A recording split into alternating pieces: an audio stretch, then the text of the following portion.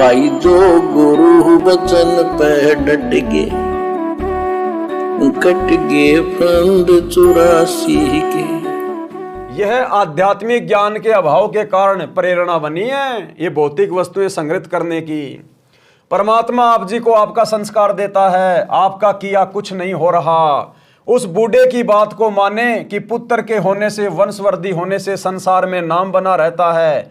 एक गांव में प्रारंभ में 4 या 5 व्यक्ति थे, उनके वंश के सैकड़ों परिवार बने हैं, उनका वंश चल रहा है, उनका संसार में नाम भी चल रहा है। परंतु शास्त्र अनुकूल विधि से भक्ति न करने से परमात्मा के विधान अनुसार वह भला पुरुष कहीं गधा बनकर कष्ट उठा रहा होगा। वहां पर तो गधे के वंश की वृद्धि करके, फिर कुत्ते का जन्म प्राप्त करके, फिर वहां कुत्ते वाले कुल की वृद्धि करके, अन्य प्राणियों के शरीर प्राप्त करके असंख्य जन्म कष्ट उठाएगा। भावार्थ है कि मानव जीवन प्राप्त प्राणी को चाहिए कि सांसारिक कर्तव्य कर्म करते करते आत्म कल्याण का भी कार्य करें। लोग कहते हैं मेरे तो 2 बेटे हो गए, दोनों बेटों के 2-2 बेटे हो गए, मेरा तो खानदान चल गया, मेरा तो वंश चल गया। परमात्मा कहते हैं आज तो यहां पर तू वंश चला के चला गया, तेरी बहुत सारी पीढ़ियां चल गई, तेरे नाम से उस नगर का नाम भी रख दिया गया, लेकिन सत भक्ति ना करके मरने के बाद तू तो बना फिर रहा है गधा। तू तो गधा बन के फिर रहा है और गधे की योनि में फिर तेरा नया वंश शुरू हो गया और पीछे तेरे नाम के नगर बसे हुए हैं। अब तूने क्या देखा, तूने उस नगर का क्या आनंद उठाया गधा बन के। तो परमात्मा कहते हैं ऐसे ऐसे वंश तो ना जाने हमने कितने चला दिए।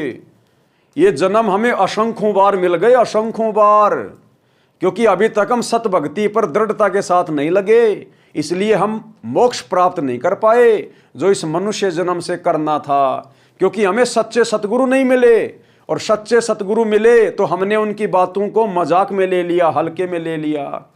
जिस कारण से हम गधे बने तो हमने गधा वंश चलाया, हम कुत्ते बने तो हमने कुत्ता वंश चलाया, इंसान बने तो हमने इंसान वंश चलाया, लेकिन हमारे हाथ कुछ नहीं आया। जिस कारण से परिवार से आने वाली पूर्व पाप की मार भी टलेगी। यानी भक्ति करने से यदि आपके परिवार पे कोई पिछले पाप कर्मों के कारण कोई कष्ट भी आएगा तो भी परमात्मा उसको टाल देगा, उसको काट देगा। आपने अपने बच्चे को नहला के, कपड़े पहना के, टिफिन तैयार करके स्कूल की बस में बैठा दिया, और आप चाहे देश के राष्ट्रपति हैं और वो बस 2 किलोमीटर जाने के बाद भयंकर एक्सीडेंट हो गई, क्या वो राष्ट्रपति इतना ताकतवर है जो उस एक्सीडेंट से अपने बच्चे को बचा लेगा? नहीं बचा सकता। ये तो परमात्मा का काम था, परमात्मा का। यदि वो राष्ट्रपति भक्ति करता तो परमात्मा उसके बच्चे की भी उस अकाल मृत्यु से बचाव करता, अन्यथा भक्ति और भगवान की कोई आवश्यकता नहीं है। इसलिए परमात्मा की भक्ति की आवश्यकता पड़ती है, शुभ कर्मों की आवश्यकता पड़ती है। जिस कारण से परिवार से आने वाली पूर्व पाप की मार भी टलेगी, परिवार खुशहाल रहेगा, अन्यथा शुभ अशुभ दोनों कर्मों का फल भोगने से कभी सुख तथा कभी दुख का कहर भी झेलना पड़ता है। यदि हम पूर्व जन्म की भक्ति के कारण वर्तमान जीवन जी रहे हैं, बड़े सुखी हैं, और वर्तमान में सच्चे गुरु की भक्ति हम कर नहीं रहे, क्योंकि नकली गुरुओं की भक्ति से तो हमारे भाग्य में कुछ चेंज होता नहीं है। सुख है तो सुख भोगना पड़ेगा, दुख है तो दुख भोगना पड़ेगा। हम मान लेते हैं अपने नादानी के कारण कि मैंने जो गुरुजी बना रखे हैं इनके कारण मुझे सुख हो रहे हैं। नहीं, आपके पिछले जन्म के संस्कार ही आपको मिल रहे हैं, और उन संस्कारों के कारण आपके घर में बेटा पैदा हो गया, आपने बेटे को पढ़ाया लिखाया, आपने बेटे को नौकरी लगा दी, और आपके बेटे की शादी की तैयारी हो रही है।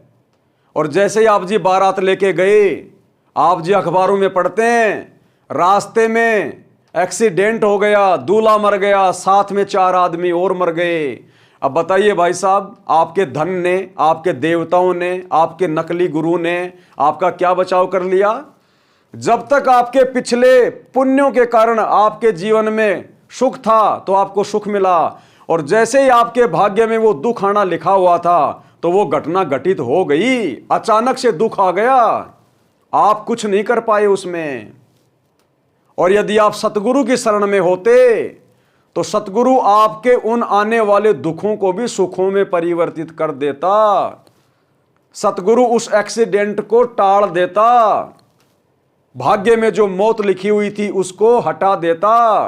क्योंकि परमात्मा कहते हैं मासा घटे ना तिल बधे, विधाता लिखे जो लेख, पर साचा सतगुरु मेट कर ऊपर मारे मेख। यदि आपके भाग्य में इस काल ने, इस शैतान ने, यदि आपके भाग्य में मौत लिख दी है और यदि आपने सच्चे सतगुरु की शरण ग्रहण कर रखी है, तो सतगुरु उस दिन उस मौत को जो निर्धारित है उसको भी काट देगा, उसको समाप्त कर देगा, उस लेख को। इसलिए सच्चे सतगुरु की शरण ग्रहण करनी चाहिए। भाई जो गुरु बचन पे डट गए, कट गए फंद 84 के, कट गए फंद 84 के, कट गए फंद 84 के।